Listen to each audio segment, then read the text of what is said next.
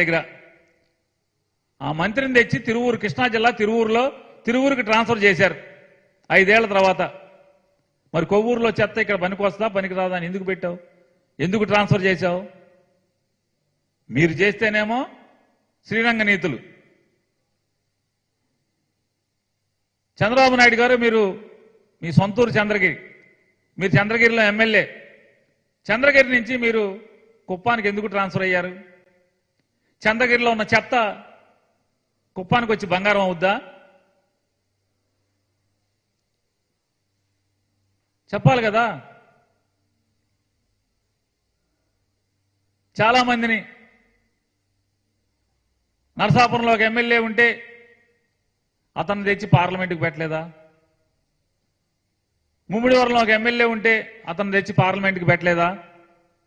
హరిశ్చంద్రాపురంలో ఒక ఎమ్మెల్యే ఉంటే తెచ్చి పార్లమెంటుకు పెట్టలేదా?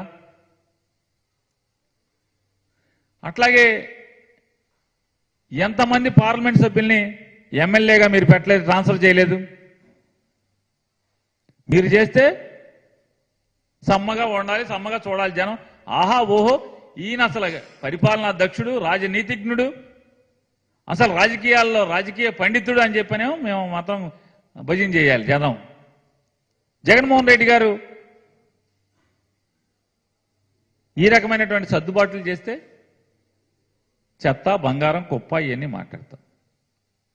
మీరు చేసిందేమో బాగా రంజుగా మీ అందరం చూడాలి, మీదకి ఎక్కించుకోవాలి. మీరు ఎక్కడ తీసుకొస్తే అక్కడికి.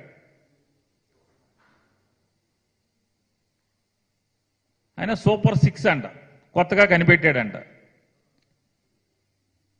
డ్వాక్రాలు నేనే కనిపెట్టా,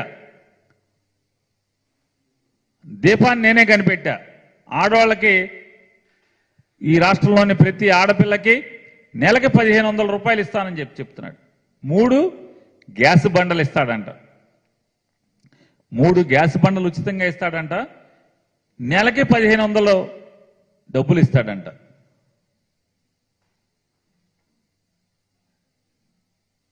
చంద్రబాబు నాయుడు గారి 2014 మేనిఫెస్టో, 2014 మేనిఫెస్టోలో పేజీ 17, పుట్టిన ప్రతి ఆడబిడ్డ పేరుతో మహాలక్ష్మి పథకం కింద 25,000 బ్యాంకులో డిపాజిట్ చేస్తా అంట. మీరు చెప్పండి, మీరు పాత్రికేయ మిత్రులు, ఈ రాష్ట్రంలో ఏ ఆడపిల్లకన్నా 25,000 బ్యాంక్ డిపాజిట్ ఎక్కడ చేశాడా? పుట్టిన ప్రతి ఆడపిల్లకి.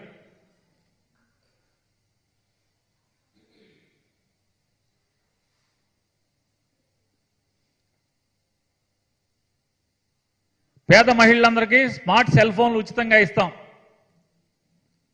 మేనిఫెస్టో 14లో ఏ ఒక్క ఆడపిల్లకన్నా ఈ రాష్ట్రంలో ఒక్క సెల్ ఫోన్ ఇచ్చాడా? డ్వాక్రా అక్క చెల్లెలందరికీ సెల్ ఫోన్ ఇస్తానని ఎన్నికల మేనిఫెస్టోలో చెప్పాడు. ఏ ఒక్క ఆడపిల్లకన్నా ఒక్క సెల్ ఫోన్ ఎక్కడ ఇచ్చాడా? ఇచ్చిన పాపాన పోలేదు.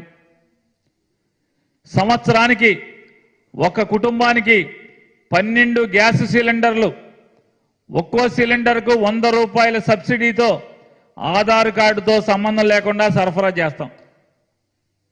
ఈ పోయే మాటలు ఈ మేనిఫెస్టోలో ఎవడు పెట్టాడు? మళ్ళీ ఇప్పుడు 3 మాటలు ఇస్తాడంట ఈ చంద్రబాబు.